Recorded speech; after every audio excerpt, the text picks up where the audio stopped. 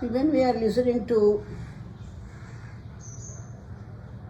acharyas, scholars who speak about our country's great heritage, naturally they will quote from Vedas and Upanishads, the Mahavakyas.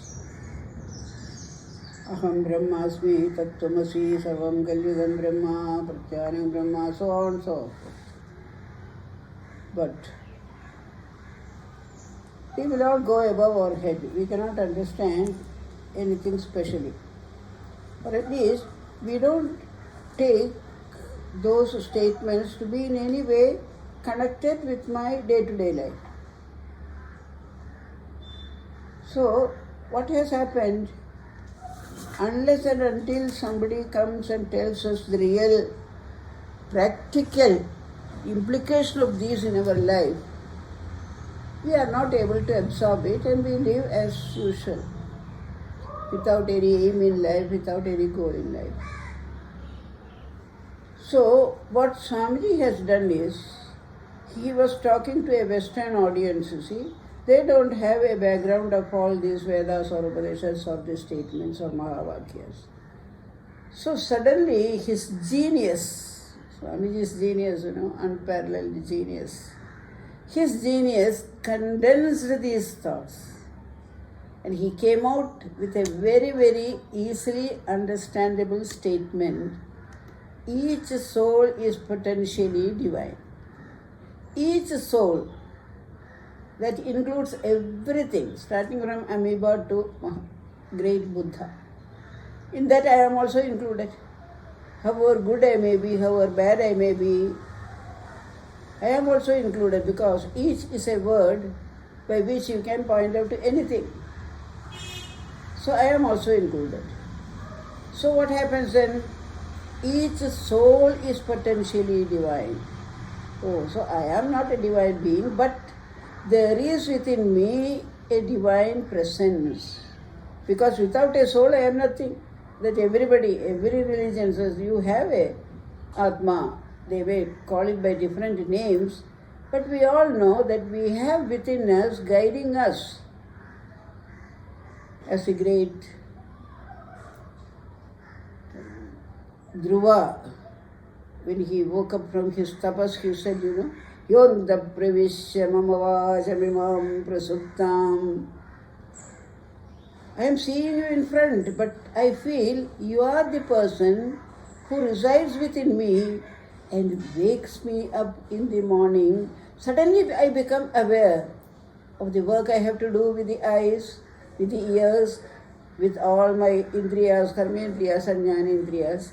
I suddenly become aware of it. Now I know it is you who resides within me and makes me alive. So like that, we are all aware that there is something.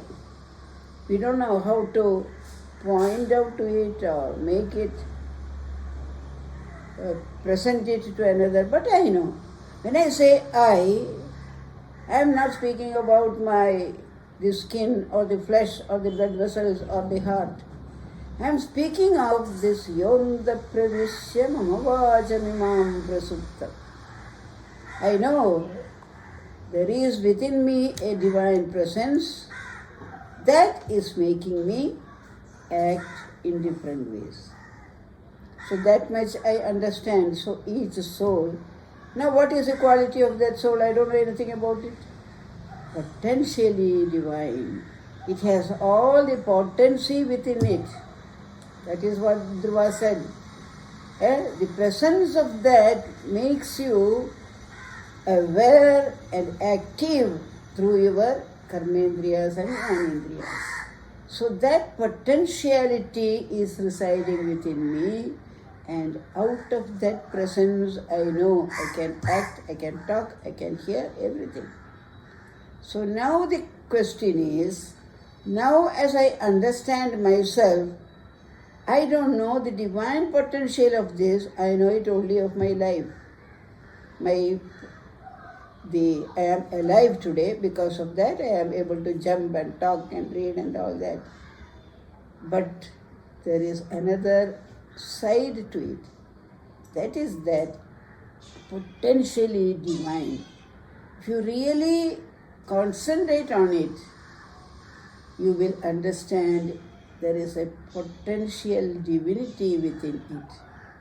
All the time, without your knowledge, helping you. When your eyes see, it is not your specs or anything that make you see. There is that divine presence which makes you see. There is a divine presence which makes you hear, which is the divine. So that much becomes clear to us. A little meditation will take us to that point, that I am what I am is due to the presence of that.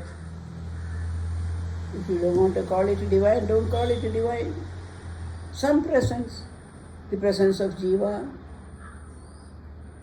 But the beauty of it, the great rishis, they have found out that Jiva is not just a Jiva. It has potential divinity within. Divinity, the divine presence which controls the whole of this universe, which makes the sun rise, the moon rise, the stars shine. All these become aware of themselves and start giving off their potentialities because of that divinity. So suddenly you become aware that if I am aware of that divinity within me, then there is nothing that I can't do. A little effort from my side will make me see better, hear better, taste better, smell better, touch better. Everything can be better. And what is this better?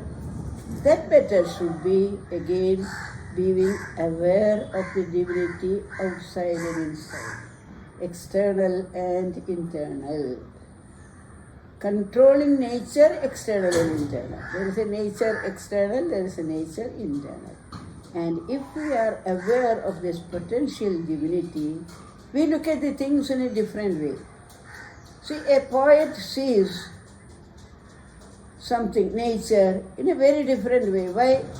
I see it, a tree is growing there, some fruits are there, some birds are flying about. That is all I see. But when a poet sees it, when a Rabindranath Tagore sees it, when a Kalidasa sees it, or our present day poets see it, then they see in it something so very different. Why? Because somewhere or other that divinity within them presents itself. So, to understand there is divinity outside, we don't have to go very far.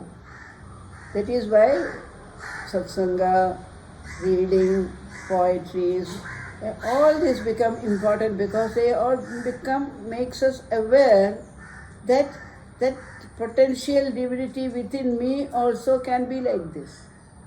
Can I become a Kalidasa? I cannot Kalidasa, but I can become a small poet. So you become aware of a new strength within you. You become aware of certain abilities. A little concentration on this sort of a linking up my internal divinity with the work I do, with the words I speak, with the words I write, that will make it more and more relevant, useful, helpful.